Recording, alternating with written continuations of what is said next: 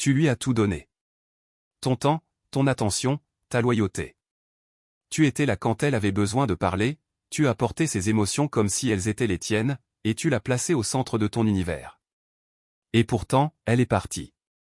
Non pas vers celui qui tenait vraiment à toi, mais vers celui qui la remarquait à peine. Celui qui restait distant. Celui qui agissait avec une froideur, une indifférence presque palpable. C'est injuste. C'est comme une contradiction insoluble. Pourquoi les femmes semblent-elles courir après ce qui ne les poursuit pas?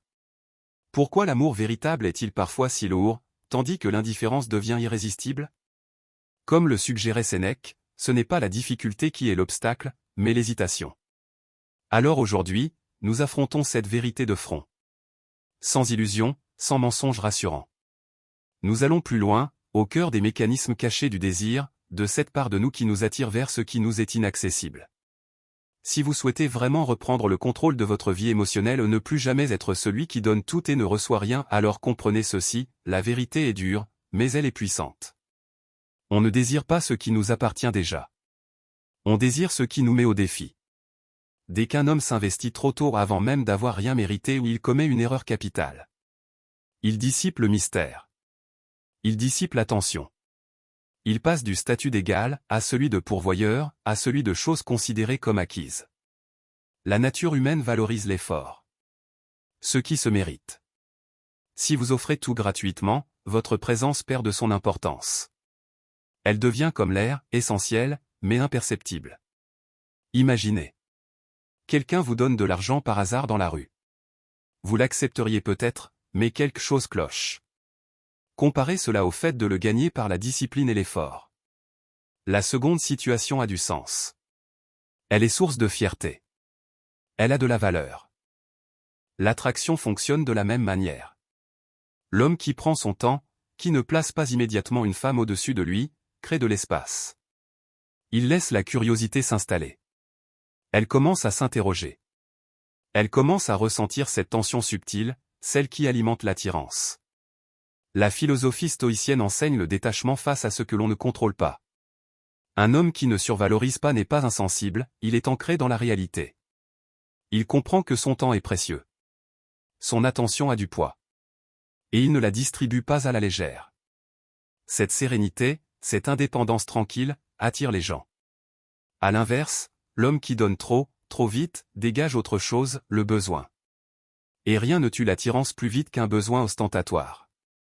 Prenez un exemple simple. Vous lui envoyez un message. Elle répond des heures plus tard. Vous répondez instantanément. Sans dire un mot, vous avez révélé vos priorités. Vous lui avez montré qu'elle est au-dessus de tout le reste dans votre vie. Comparez maintenant cela à un homme qui répond quand cela l'arrange. Non par arrogance, mais parce qu'il a un but. Un objectif. Une vie qui ne s'arrête pour personne. Ce n'est pas de la cruauté. C'est de la structure.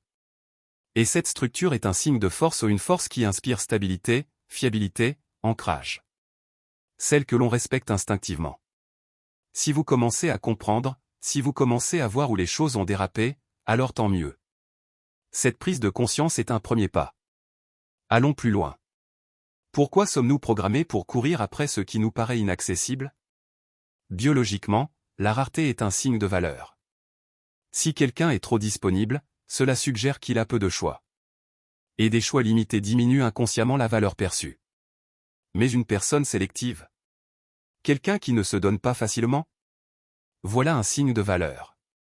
De choix. D'exigence. Le désir se nourrit de rareté. Et c'est là que la plupart des gens se trompent, l'idéal romantique véhiculé par les films est irréaliste. Gestes excessifs, investissement émotionnel immédiat, validation constante, tout cela ne crée pas d'attirance. Cela crée de la pression. C'est étouffant. Quand on a l'impression que quelqu'un est devenu trop vite la seule source de bonheur, cela devient un fardeau. Et la plupart des gens ne recherchent pas la pression, ils la fuient. Souvent, ils se retrouvent directement en présence de quelqu'un qui ne demande rien, n'attend rien, et laisse à nouveau place à la recherche. Mais attention, il ne faut pas se méprendre. Le but n'est pas de devenir froid. C'est de trouver l'équilibre. Un homme stoïque ne refoule pas ses émotions, il les maîtrise. Il se soucie des autres, mais il ne s'y accroche pas. Il apprécie les relations, mais il n'en est pas dépendant. Cette plénitude, ce sentiment d'être entier par soi-même, c'est ce qui crée une véritable attraction. On devient stable. Ancré. Centré. Comme un phare, immuable, il ne court pas après les navires perdus dans la tempête. Imaginez deux hommes en rendez-vous. Le premier la submerge de compliments. Des compliments incessants. Une énergie nerveuse. Il cherche l'approbation à chaque mot. Le second est détendu. Présent. Il écoute, la questionne avec douceur, la taquine un peu. Il ne la met pas sur un piédestal, il dialogue avec elle. Qui laisse la plus forte impression? Le premier a créé une distance en la plaçant au-dessus de lui. Le second a créé un lien en se tenant à ses côtés. Le respect naît de l'égalité, non de l'idolâtrie. Et voici un point important, quand on dit vouloir de la bienveillance, on ne ment pas. Mais on la veut de la part de quelqu'un qui l'a choisi, pas de quelqu'un qui en dépend pour être aimé. Il y a une différence entre la force exprimée avec douceur, et la faiblesse déguisée en bienveillance. Apprenez à reconnaître cette différence en vous. Et apprenez à maîtriser votre attention, c'est votre atout le plus précieux. Si quelqu'un vous manque de respect, prenez vos distances. Sans excès. Sans émotion. Simplement, prenez du recul. Pas de dispute. Pas de recherche d'explication. Pas de supplication. Le silence, bien utilisé, est plus éloquent que tout. Il pose des limites. Il instaure le respect de soi.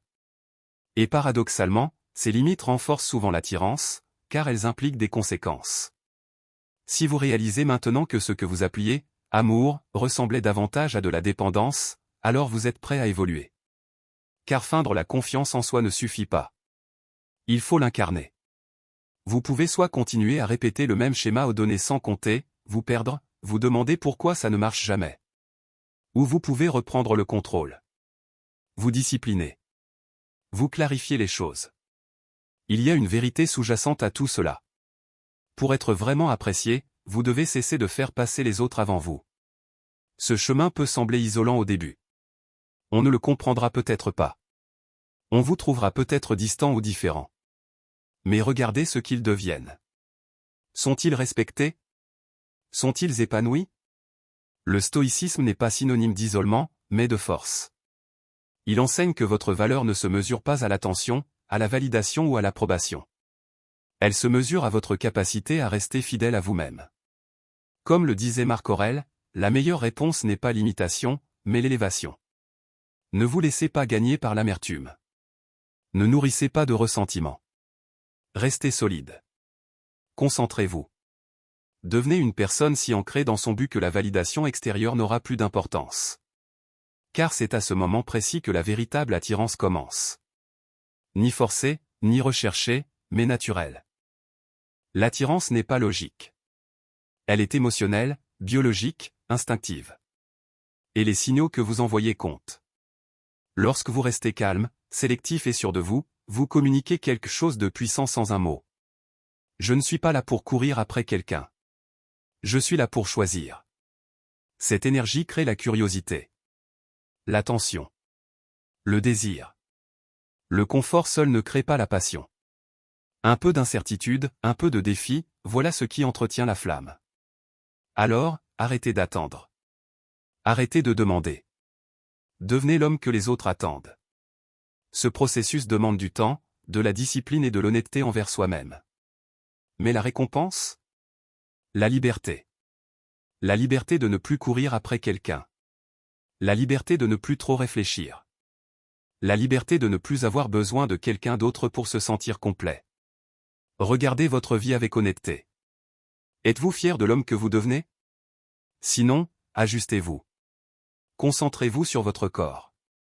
Votre état d'esprit. Vos objectifs. Votre direction. Construisez une vie si solide que vous n'aurez plus besoin de courir après qui que ce soit. Les bonnes personnes viendront à vous, non pas parce que vous les avez recherchées, mais parce que votre présence les attire. Car la véritable valeur ne cherche pas à être vue, elle se révèle d'elle-même. Un principe universel est à l'œuvre ici. Ce que vous poursuivez a tendance à s'éloigner. Ce que vous construisez a tendance à attirer. Maîtrisez vos impulsions. Ressentez-les, mais ne leur obéissez pas aveuglément. Cet espace entre le sentiment et l'action, c'est là que réside votre pouvoir. Chaque fois que vous choisissez la discipline plutôt que le désespoir, vous renforcez votre respect de vous-même. Et le respect de soi est au cœur du véritable charisme. Sans lui, vous vous effacez. Avec lui, vous vous démarquez. Or, cessez de placer les autres au-dessus de vous et retrouvez votre équilibre. Chérissez vos valeurs. Votre raison d'être. Votre chemin. Vous n'avez pas besoin de subterfuge. Vous n'avez pas besoin de discours convenus. Vous avez besoin d'identité. Et une fois que vous aurez pleinement conscience de votre valeur, tout changera. Si quelqu'un ne l'aperçoit pas, ce n'est pas votre perte. Ça ne l'a jamais été. C'est l'état d'esprit de celui qui se prend en main. Et c'est là que tout commence. Prenez le temps d'y réfléchir. Appliquez-le progressivement. Soyez constant. Vous ne changerez pas du jour au lendemain, mais en quelques semaines, vous commencerez à remarquer quelque chose de différent. Une voix calme. Des décisions claires. Une présence assurée. Vous n'aurez pas besoin de parler beaucoup, car cela se ressentira déjà. Prenez votre destin en main. Prenez vos décisions. Et cessez de laisser quelqu'un d'autre décider de votre vie. Le passé est une leçon. L'avenir est un potentiel. Mais le présent, c'est là que tout se construit. Maîtrisez-le. Restez discipliné. Restez vigilant. Gardez le contrôle. Et surtout, restez fidèle à vous-même. À bientôt.